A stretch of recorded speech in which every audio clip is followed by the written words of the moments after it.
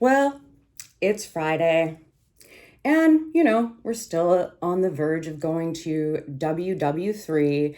So I kind of wanted to lighten things up just a tiny bit today. I thought I would start with show and tell. So I picked this for a reason, and what it says is, so everyone can see, women achieve extraordinary success by channeling the confidence of a mediocre white man. They sure do, because let me tell you, no one has more confidence than a mediocre white man.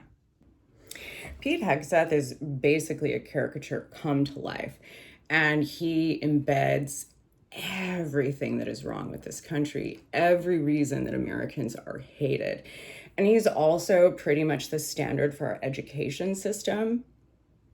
He went through university and the man still speaks like this. He's also now a super white nationalist Christian man who loves, not to talk about all the times he essayed women, was very drunk, committed heinous acts of impropriety that most people with human decency would try not to do. But he's who's in charge of our defense. God, that's terrifying. I don't sleep much at night anymore. And notice, when he speaks, he has the confidence of a mediocre white man. This is what you'll know I mean by that. Single admiral or any military official has turned down a position that's been... So when will we see your nominee for the Chief of Naval Operations? In due time, for all the right reasons. In a heated congressional showdown, senior defense official Pete Hegseth faced relentless attacks from Democratic representatives who excoriated him over allegations of gross mismanagement, reckless policy decisions, and botched defense budget oversight. The atmosphere was... Well, and of course, he's competing with the ultimate mediocre white man, our president, head PDF in chief, Donald Trump, because he's very mediocre. So, for example, as right now we're involved in an unprovoked war with Iran. And, the Strait of Hormuz was really never thought about. And we all know that that was not thought about by the mediocre white men of Hegseth and Trump. Now, there are some other generals that I do believe did their job and told them about this. But these idiots, they're like, what are you talking about? Iranians don't have anything. We're the only country that has anything. Why do you think people in other countries have things? God. I think that number could move, obviously. It takes money to kill bad guys. Pete Hegseth now wants $200 billion more of your tax dollars to, in his words, kill bad guys in the Middle East. That's a direct quote. And the Pentagon already burned through $11.3 billion in the first 6 days of this war. That's not also counting when he had to spend $100 billion in order to get more money. That's when I think someone got like a $90,000 piano. There were some flutes. There were some ice cream machines. But perhaps I'm being too hard on him. I mean, it's a hard job having to open a map and maybe do some history before you go to war, and maybe not listen to Call of Battle or Call of Duty or whatever the hell they think this war is, because they certainly don't think it's an actual war. More fake news from CNN.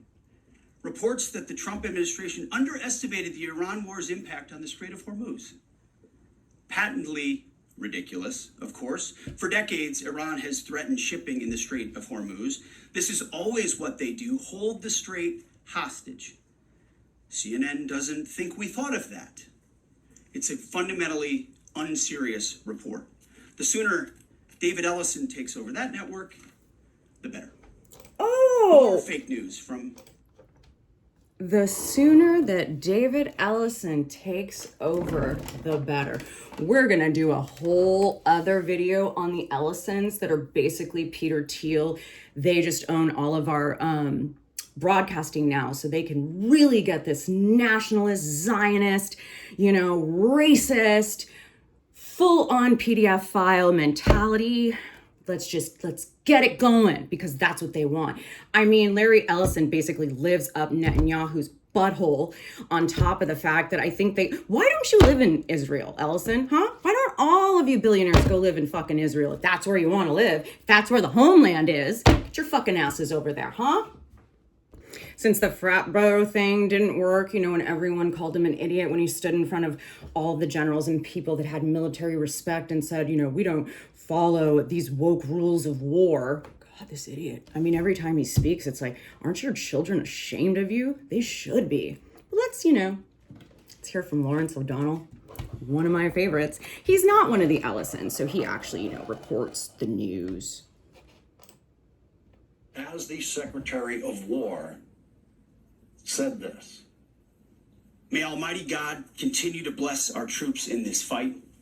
And again, to the American people, please pray for them. Every day, on bended knee, with your family, in your schools, in your churches. In a socks and a hat, I do like green eggs and ham. This motherfucker. Yeah, he doesn't realize that people have a long memory.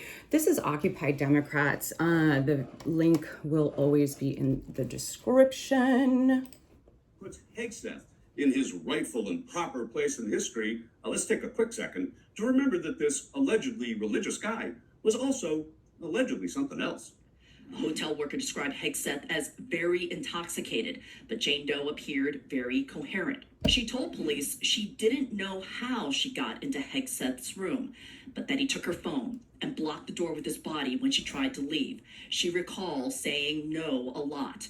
Jane then remembers Hegseth over her, his dog tags hovering over her face. He ejaculated on her stomach, threw a towel at her, and asked, "Are you okay?" Gee, that's hard to believe. Okay, well, here is our breaking story. Well, I mean, that's ultimately what qualifies him to be in the Epstein class, right? The Epstein Administration. Didn't we just read a report about a 13-year-old girl who said that when Donald Trump met her, he showed her what little girls need to do before he took his face and put it into her crotch. So clearly he passed that part of the employment exam. But essentially, we are being run by idiots. Idiots who really love essay, idiots who love to talk about God, and idiots who are so fucking dog-walked by Zionists, Bibi Netanyahu. And notice, I am not anti-Semitic because I've never once talked about the Jews. The Jews are wonderful people and they have a wonderful religion. I am talking about the hateful, demonic, Zionist pieces of shit, the Rothschilds and everything that they created beyond it. And it's just how we got here. And folks, it's going to be a minute before we get the fuck out of here. So as we are now in Iran and losing our asses, and God help our soldiers, I decided that I'm going to do the one thing that Pete Hegseth hates more than anything else. He hates being made fun of. Oh my God. He even banned, he wants photos because I guess there was like a photo of him like this, like mid-sentence. He's like, oh, guess you're gonna go have to essay someone to make yourself feel better. Teenage girl, and honestly, I think teenage girls are less emotional than that. POS. So, one last thing. I forgot. The other thing that people have been saying about Pete Hegseth, well, I think I've been saying it, but I think others have too. Motherfucker's getting fat. Have you noticed how tight his suits are? They're tight. They're also a little short. So in that $100 billion that he spent in a month, he couldn't get a well-tailored suit. I mean, every time I see this guy, he reminds me of that episode on Modern Family when Phil wants to look sexy for Claire, so he buys this tight-ass suit.